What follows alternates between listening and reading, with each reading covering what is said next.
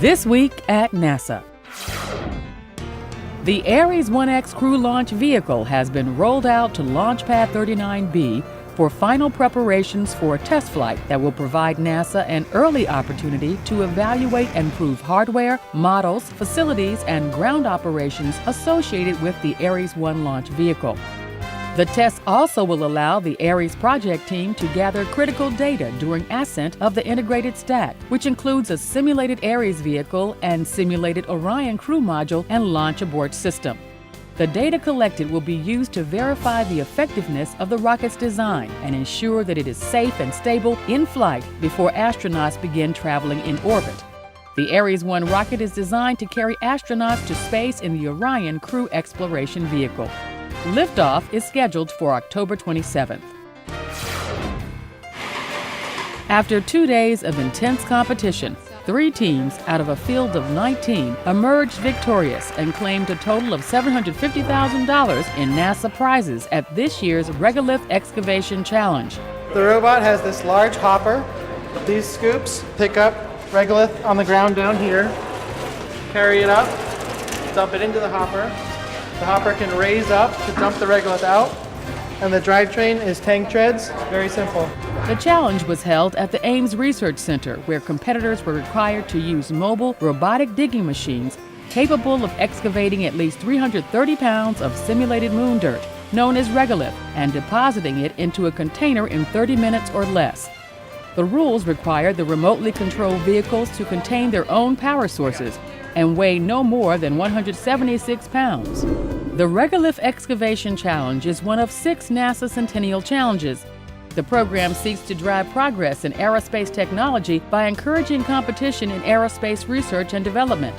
The Centennial Challenges program in NASA's Innovative Partnerships Program Office sponsors the Regolith Excavation Challenge.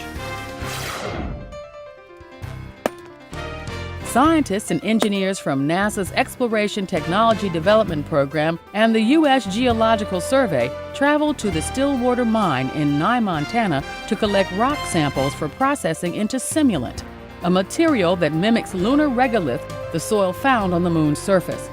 The simulant will be used to test new technologies that could decrease the detrimental effects of dust on astronaut health and on lunar hardware, and make rocket fuel for space travel. Other objectives focus on extracting oxygen from regolith to make water and air, or its potential use in lunar construction.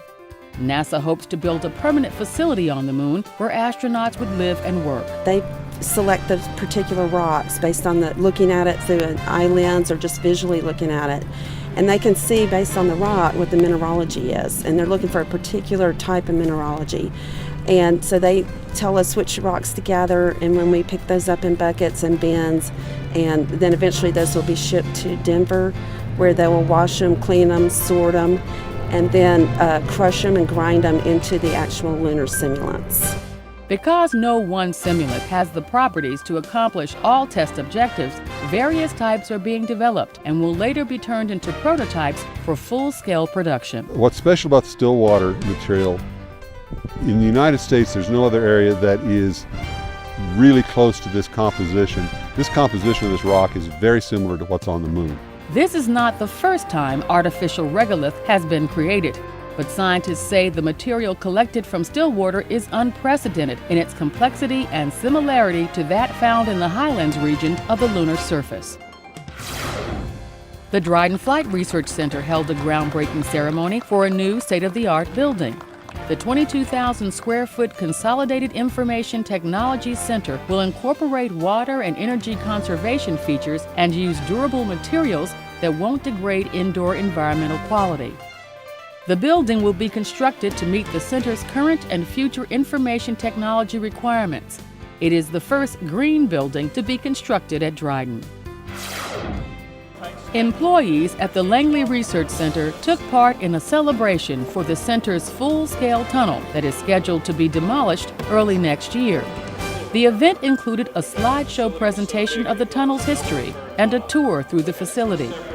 During the years when Langley was the NACA Langley Aeronautical Laboratory, the tunnel attracted pioneers and luminaries like Orville Wright, Charles Lindbergh, Glenn Curtiss, and Howard Hughes. I went to work in the full-scale tunnel on June 10th, 1958. It was still NACA, but we knew NASA was coming. And I went to work in the boundary layer and helicopter branch, working on vertical lift. Went through school, and the first thing I did was I opened a textbook in aeronautics and it had the full-scale tunnel. And lo and behold, I never dreamed that I would have been working there. So actually coming there was a great experience.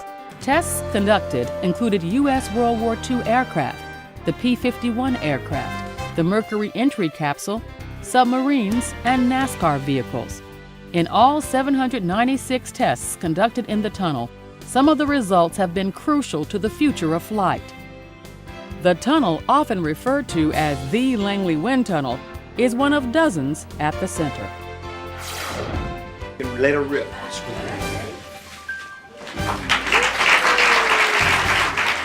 A portrait unveiling ceremony was held at NASA headquarters to honor former agency head Sean O'Keefe.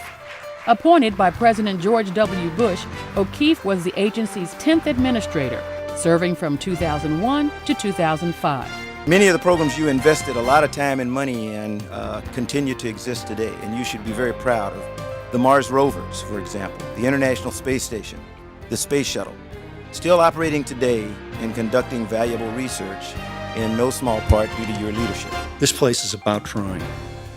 And while the risk is substantial, to choose not to continue in that quest would deny the soul.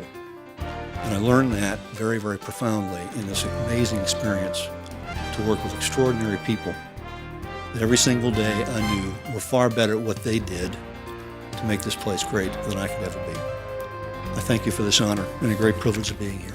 O'Keefe's image was captured by award-winning artist Dean Paulus, whose subjects have included the Nobel laureate Dr. George Hitchings and General Richard Ellis, commander of SAC and NATO. And that's this week at NASA. For more on these and other stories, log on to www.nasa.gov.